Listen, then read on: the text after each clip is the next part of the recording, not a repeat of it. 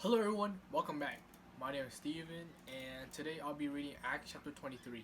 Acts chapter 23.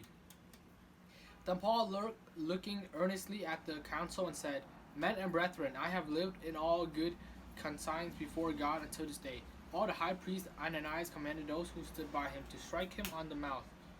Then Paul said to him, God will strike you, you whitewashed wall, for you sit to judge me according to the law, and do you command me to be struck contrary to the law? And those who stood by said, Do you revile God's high priest? Then Paul said, I do not know, brethren, that he was the high priest, for it is written, You shall not speak evil of a ruler of your people.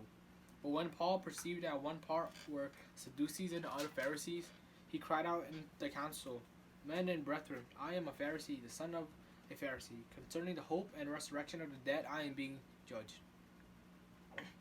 And when he had said this, a dissension arose between the Pharisees and the Sadducees, and the assembly was divided. For Sadducees say that there is no resurrection and no angel or spirit, but the Pharisees confess both.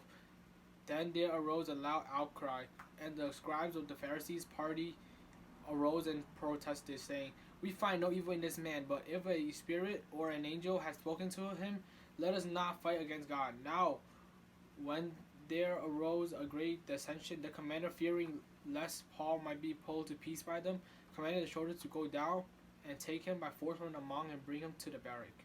But the following night the Lord stood to him and said, Be of good cheer, Paul, for as you have testified for me in Jerusalem, so you must also bear witness at Rome. And when it was day, some of the Jews banded together and bound themselves under an oath, saying that they would neither eat nor drink until they had killed Paul. Now there were more than 40 who had formed this conspiracy. They came to the chief priests and elders and said, We have bound ourselves under a great oath that we will eat nothing until we have killed Paul. Now you therefore, together with the council, suggest to the commander that he be brought down to you tomorrow, as though you were going to make further inquiries concerning him. But we were ready to kill him before he comes near. So when Paul's sister's son heard of the ambush, he went and entered the barrack and told Paul. Then Paul called one of the centurions to him and said, Take these young men to the commander, for he had something to tell him. So we took him and brought him to the commander and said, Paul, the prisoner, called to him and asked me to bring this young man to you. He has something to say to you. Then the commander took him by the hand, went aside and asked privately, What is this that you have to tell me?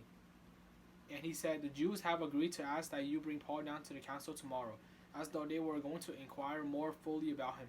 But do not yield to them, for more than 40 of them lie in wait for him, men who have bound themselves by an oath that they will neither drink nor eat till they have killed him. And now they are ready, waiting for the promise from you.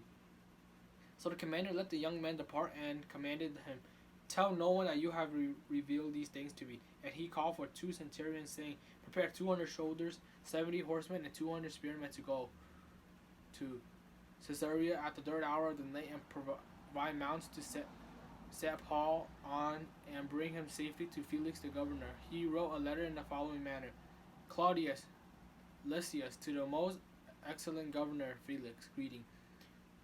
This man was seized by the Jews and was about to be killed by them. Coming with the troops, I rescued him, having learned that he was a Roman, and when I wanted to know the reason why they accused him, I brought him before the council. I found out that he was accused concerning questions of the law, but nothing charged against him deserving of death or chain. And when it was told that the Jew lay in wait for man, I sent him immediately to you, and also commanded his accuser to state before you the charge against him. Farewell. Then the soldiers, as they were commanded, took Paul and brought him by night to Antipatris. The next day they left the horsemen to go with him and returned to the barracks. When they came to Caesarea and had delivered the letters to the governor, they also presented Paul to him. And when the governor had read it, he asked what province he was from. And when he understood he was from Cilicia, he said, I will hear you when you accusers have come. And he commanded him to be kept in Herod's praetorium. Acts chapter 23, and we'll see you guys in Acts chapter 24.